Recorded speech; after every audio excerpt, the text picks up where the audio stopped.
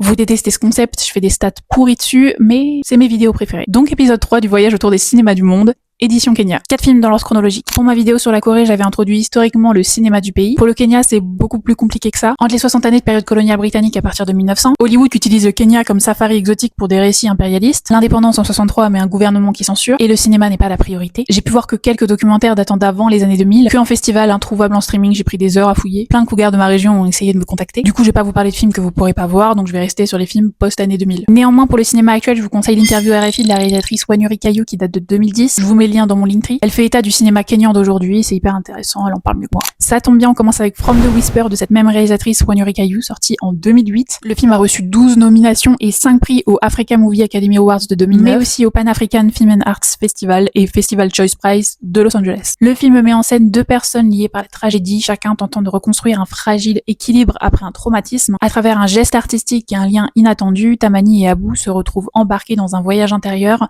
vers le pardon et l'acceptation de la vérité. Je l'ai trouvé seulement sur Vimeo en lien sous-titré anglais, je vous mets le lien en bio. Pour le deuxième film, on va parler de Nairobi Half-Life, sorti en 2012, réalisé par David Gitonga. Le film dresse le portrait puissant et réaliste de la jeunesse kenyane en quête d'un avenir meilleur, tentant de naviguer entre l'instinct de survie et la passion artistique dans un environnement fracturé. Tourné avec énergie, humanité et un sens aigu de la mise en scène urbaine, il marque un tournant dans le cinéma kényan. Et il est dispo sur Netflix. Next One, le documentaire Sur le chemin de l'école de Pascal Plisson, sorti en 2013. Le film narre l'histoire de 4 enfants des 4 coins du monde pour qui aller à l'école est un véritable périple. Carlito, 11 ans, argentin, Samuel, 13 ans, indien, Zahira, 12 ans, marocain et Jackson, 11 ans, kényan. Je sais exactement ce que vous pensez, j'ai pensé pareil avant de le voir il y a de ça quelques semaines. Un blanc, un français qui fait un film sur les pauvres petits enfants du monde pour donner une leçon d'humanité. Pas de misérabilisme, tout est fait pour vraiment avoir le point de vue de l'enfant et capté exactement comme ça devrait l'être. À la suite de ce film, l'association Sur le chemin de l'école a été créée en 2014 par le producteur du film pour soutenir l'accès à l'éducation dans le monde et dont les premiers bénéficiaires ont été les protagonistes du film. Il est dispo sur YouTube Premium et Apple TV. On termine avec le film